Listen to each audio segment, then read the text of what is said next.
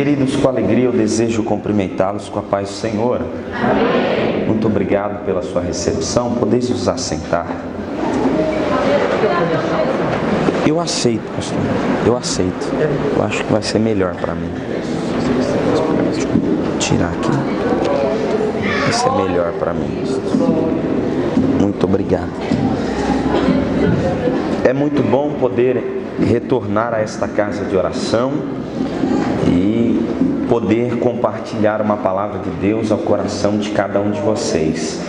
Eu sou muito grato ao Senhor pela bênção desta oportunidade que Deus nos concede, uma vez mais, de poder retornarmos a esta casa de oração e nessa feita compartilharmos algo de Deus ao coração de cada um dos irmãos que aqui estão.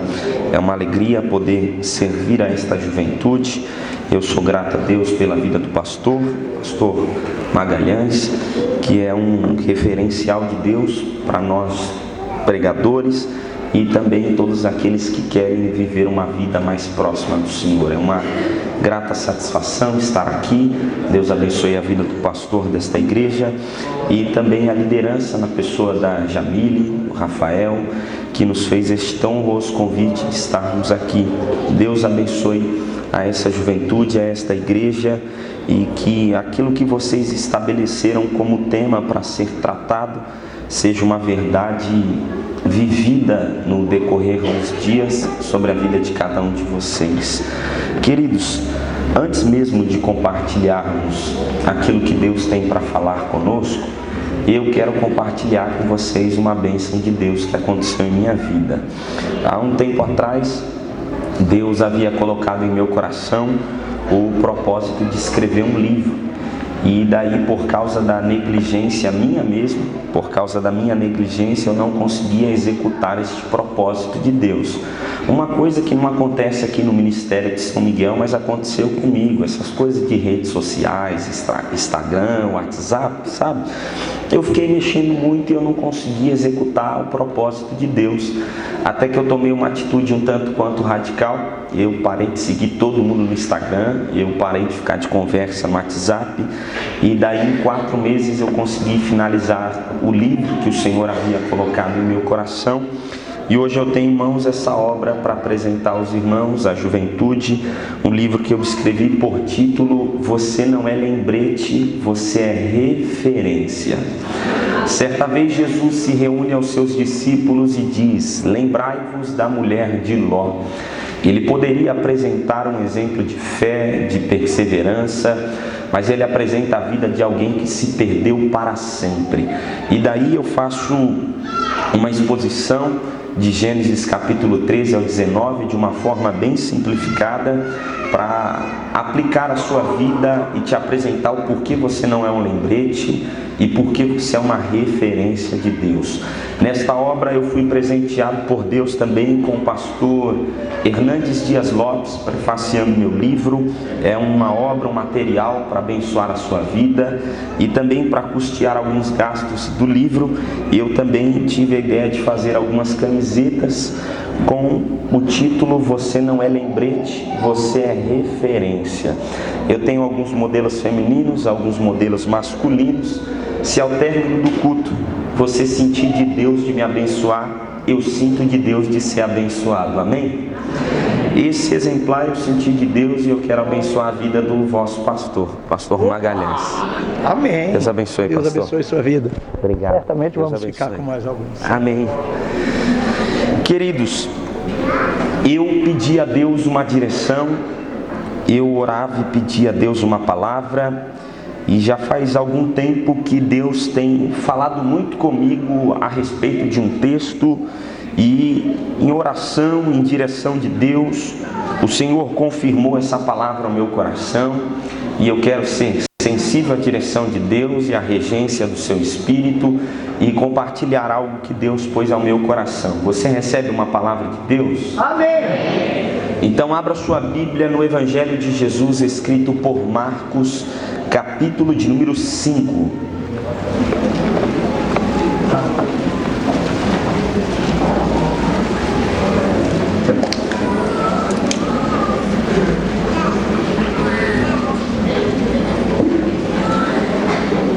Evangelho de Jesus Cristo, escrito por Marcos, capítulo de número 5 e o seu versículo de número 35 em diante.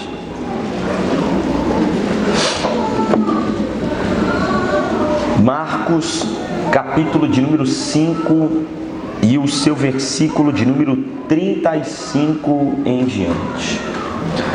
Todos encontraram a referência bíblica? A palavra de Deus nos diz assim: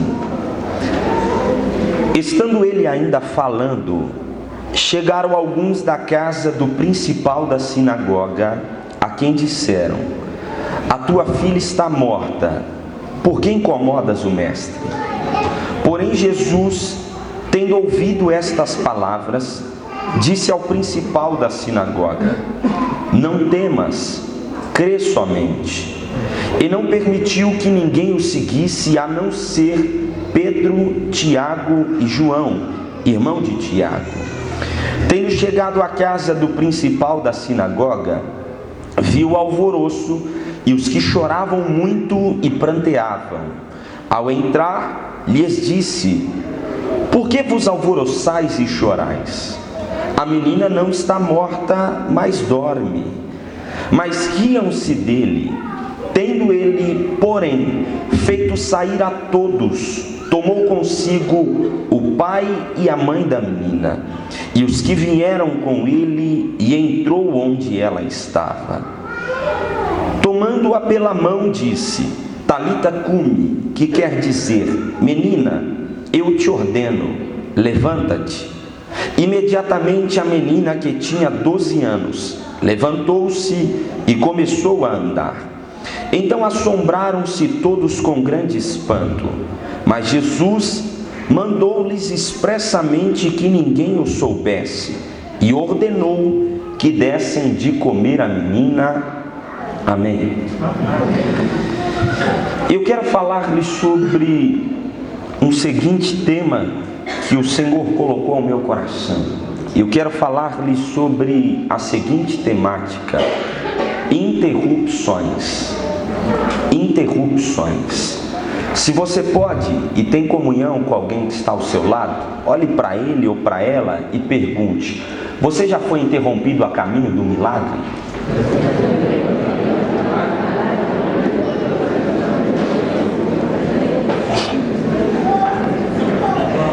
O Evangelho de Jesus, escrito pelo evangelista Marcos, ele é conhecido por alguns teólogos e eles dão nome a este evangelho, conhecido e chamado como o evangelho dinâmico.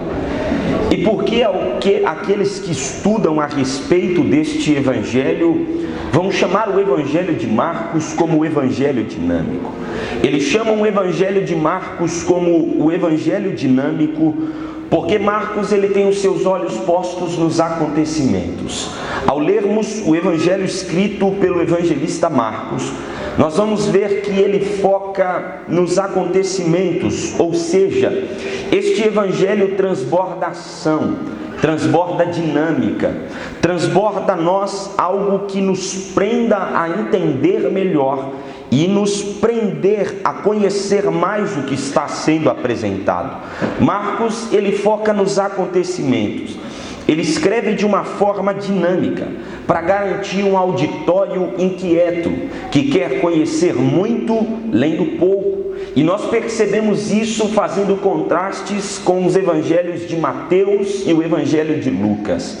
Ao lermos o evangelho escrito por Mateus e por Lucas, nós vamos perceber que os 4 primeiros capítulos são capítulos introdutórios, que vão apresentar a historicidade, que vai apresentar genealogia. Já Marcos, ele não se prende a estas coisas. Marcos, desde o início, ele prende a acontecimentos marcantes. Ele se detém a acontecimentos que vêm a prender a nossa atenção, mediante um século a qual nós vivemos, onde nós estamos inseridos sobre o imediatismo. O evangelho escrito por Marcos é uma boa opção para quem quer conhecer muito, lendo pouco, pois este evangelho transpira dinâmica, transpiração.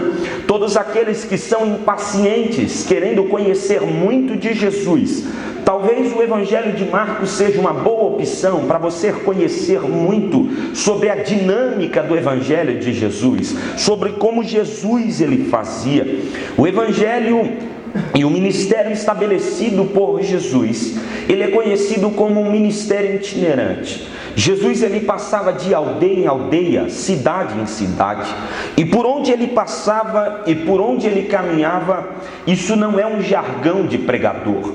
Por onde ele passava, coisas extraordinárias marcavam as vidas das pessoas, e logo elas queriam se aproximar de Jesus, logo elas queriam acompanhar Jesus. Jesus, em todas as pessoas que ele teve a oportunidade de passar perto, quer seja uma simples palavra ou uma atitude, um gesto simples, marcava a vida das pessoas, e muitas pessoas queriam acompanhar Jesus. Todos os lugares eram marcados por milagres, por feitos milagrosos que Jesus fazia diante da vida das pessoas. Mediante a estes acontecimentos, muitas pessoas queriam saber por onde Jesus passaria. Alguns queriam saber por bem, outros queriam saber por mal. Mas por onde Jesus ia e passava, ele não ia e não passava por uma vontade propriamente dita. Ele não ia por uma vontade singular, porque ele queria ir e ele ia até o lugar. Não. O evangelista Lucas, no capítulo 4, versículo de número 1, ele vai dizer que quem fazia a agenda de Jesus de uma forma assim, conjecturando o texto, quem fazia